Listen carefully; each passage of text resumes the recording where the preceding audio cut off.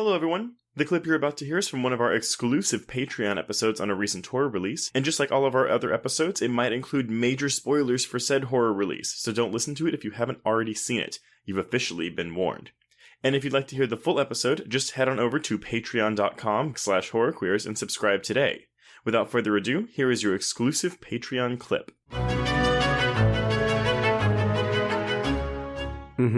Yeah, this movie definitely, like, the styling in the house particularly, in addition to things like the wallpaper, just like the lamps that we're seeing and some of the furniture choices, like, whenever we're in the house, I was definitely getting almost a 50s, 60s vibe to the point where, you know, it made sense to me with Kaplan's performance as a result. Yeah. And then he goes to school and you can tell, oh no, I think this is actually supposed to be modern times somewhere in America. Well, but who can say? And again, I kind of like I like that the film doesn't specify that. I do think it helps to make the film feel slightly unmoored and make you feel uneasy, like in a good way. But it also, I imagine, could be slightly confusing to viewers who are struggling to grapple with this kind of like fairy tale heightened reality versus normalcy. And that's where the film probably could have leaned heavier into that. Again, though, for me, I was kind of like, this is a little campy and I'm here for it. It's definitely like, I don't want to say over stylized, but it is styled deliberately. One thing I do kind of wish, though, because as much as I love the production design, I do think the color palette is very muted in this film. And being a Halloween set film that's trying to really get in that kind of Halloween spirit vibe, I would have appreciated a more vibrant color pattern. Like, even in the production notes of this film, Bodon has a quote where he's like, oh yeah, the pumpkins are a little bit too orange, or the blood's a little bit too red. I'm just like, no, they are not. They don't stand out. And like, I feel like if you're going to say that, they should stand out as, oh shit, there's a big orange thing on the screen.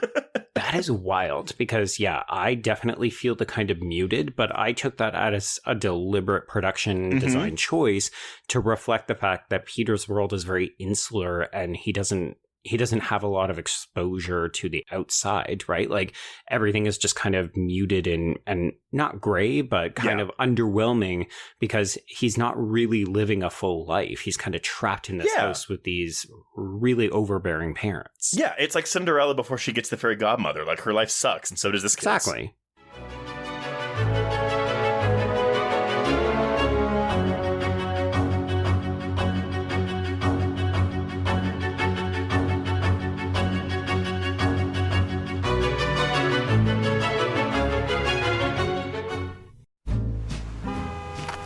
Atlas Avenue, a long stretch of road that encompasses everything the city of Kennett Heights has to offer.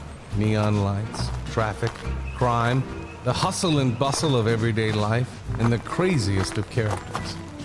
My office was above it all. My name is James Locke, and I'm a PI. Hello, Mr. J. How the hell you doing today? Good, Edith. Nearly every year I have a new case. New people to meet, new clues to discover, and new problems to solve. But I do it the old-fashioned way. No technology. Nothing post-1950. Hell, I don't even listen to podcasts, but you should. Atlas Avenue Beat is a spoof of the film noir genre with goofy characters, tons of wordplay, and non-stop raunchy humor. There's also 3 whole seasons out right now with more on the way. Just search for Atlas Avenue Beat wherever you listen to podcasts or visit us online at bloody.fm.